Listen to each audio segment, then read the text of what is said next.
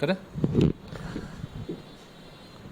मध्य प्रदेश में कांग्रेस किसान न्याय यात्रा निकाल रही है। दरअसल किसानों की समस्याओं को मुद्दा बनाकर कांग्रेस अब सड़कों पर उतर आई है और इसी मुद्दे को लेकर आज हमारे साथ बातचीत के लिए मौजूद हैं कांग्रेस के पूर्व विधायक पूर्व मंत्री श्री सज्जन सिंह वर्मा जी। सर, किसान न्याय यात्रा निकाल रही है कांग्रेस, क्या लग रहा है इस यात्रा से क्या कांग्रेस का क्या जो पुराना जनाधार है क्या वो वापस लौटता हुआ नजर आ रहा है आपको? क्या देखिए, विपक्ष में बैठा हुआ राजनीतिक दल उसे जनहित से जुड़े सभी मुद्दों पे अपनी बात सरकार के सामने रखना चाहिए, पर गूंगी बहरी सरकार जहाँ हो तो वहाँ फिर आंदोलन का सहारा लेना पड़ता है।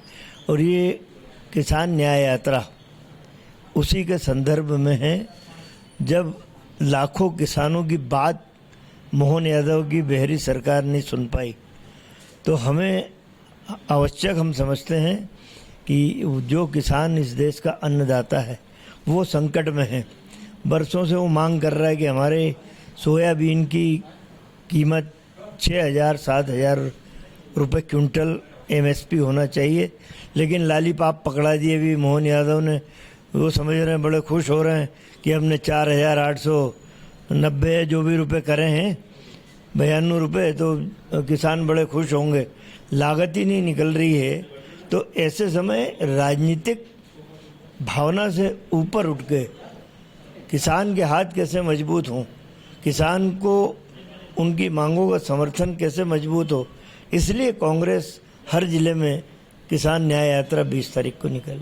आपके गृह जिले की बात की जाए, इंदौर की बात की जाए, और इंदौर में जिस प्रकार से एक बड़ा क्राइम जो घटना हुई है, अपराध हुआ है, उस अपराध को लेकर जो है मुद्दा बन गया है। विपक्ष बार बार बीजेपी कह रही है कि विपक्ष जो है वो राजनीति कर रहा है इस मामले को लेकर।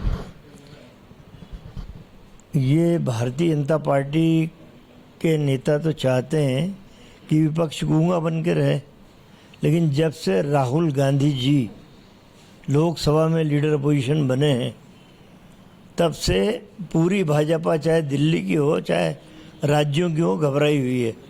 और चूंकि इतनी सेंसिटिव घटना, इतनी संवेदनशील घटना जहां मिलिट्री के लोग सुरक्षित ना हो, जबकि Mhow military headquarter of war बहुत बड़ा एक सेंटर है मिलिट्री का, वहाँ के इलाके में 2 मेजर रैंक के आदमी को बुरी तरीके से गुंडा तत्व मारते हैं।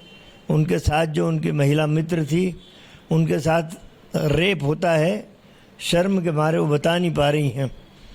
एक तरफ तो बंगाल की घटना पे भाजपा ने हाहाकार मचा दिया, यहाँ तो वो विशेष व्यक्ति जो मिलिट्री में है वो सुरक्षित नहीं है। ममता बनर्जी ने तो फिर भी, मैं कहता हूँ कि उन्होंने इस्तीफे की पेशकश कर दी। मोहन यादव को इस्तीफा सबसे पहले पेशकश नहीं करना चाहिए, इस्तीफा दे देना चाहिए कि तुमसे ये राज्य संभल नहीं रहा, लैंड ऑर्डर की बहुत ही विकट स्थिति है इस प्रदेश में। सर, आज निकाय उपचुनाव को लेकर रिजल्ट आया है। 19 सीटों पे जो है 19 जो कहा जाए कि पार्षद जो पद के जो दावेदार थे वहाँ पर जो है चुनाव हुए। 14 सीटों पे जो 14 जगहों पे जो है बात की जाए, क्षेत्रों में जो है वार्डों में बीजेपी ने अपना परचम लहराया है। तो ये जिस प्रकार का जो रिजल्ट आया है सर, जो निकाय चुनाव का, उसको लेकर बार बार बीजेपी कह रही हमको तो जनता का आशीर्वाद मिल रहा है, वो जो कांग्रेस जो है अपना जनाधार खोती जा रही है। बस हम तो चाहते हैं भाजपा इस खुश फहमी में ये रहे कि जनता का आशीर्वाद मिल रहा है। देखिए, छोटे से चुनाव होते हैं, मोहल्ले के चुनाव होते हैं, और सभी जगह भारतीय जनता पार्टी की परिषदें हैं। एक पार्षद कुछ भी स्थानीय निकाय की सरकार गिरा नहीं सकता है। इसलिए जब आदमी वोट डालने निकलता है उस वार्ड का उपचुनाव वाले, तो वो सोचता है कि कम से कम मेरे क्षेत्र का विकास हो जाएगा, इसलिए बीजेपी को वोट दे दिया। ये सीधा सा फंडा है उसमें। मोहल्ले का चुनाव है और अपने मोहल्ले का विकास आदमी चाहता है। जब परिषद बीजेपी की है तो इसमें ज़्यादा कुछ कहने की गुंजाइश नहीं। प्रदेश कांग्रेस कमेटी की कार्यकारिणी को लेकर बात करें बार बार जो है सत्ता पक्ष भी सवाल उठाती है। जीतू पटवारी केवल अपनी कुर्सी बचा रहे हैं, कार्यकारिणी नहीं घोषित कर पा रहे हैं। कमलनाथ, दिग्विजय सिंह और जीतू पटवारी तीनों में समन्वय नहीं है।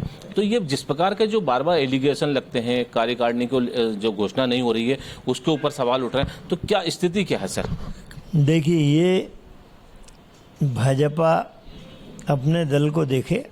हमारा दल बहुत मजबूत है, सामंजस्य है, चाहे दिग्विजय सिंह जी हों, कमलनाथ हों, अरुण यादव हों, जीतू पटवारी हों, सारे एक मत हैं, एक निर्णय है।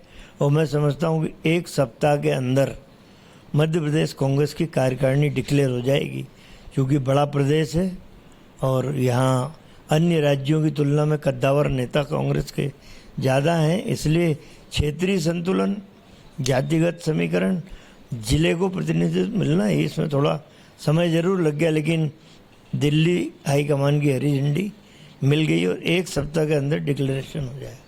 बहुत बहुत धन्यवाद। हमारे साथ बातचीत के लिए मौजूद थे पूर्व मंत्री और कांग्रेस के सीनियर लीडर श्री सज्जन सिंह वर्मा।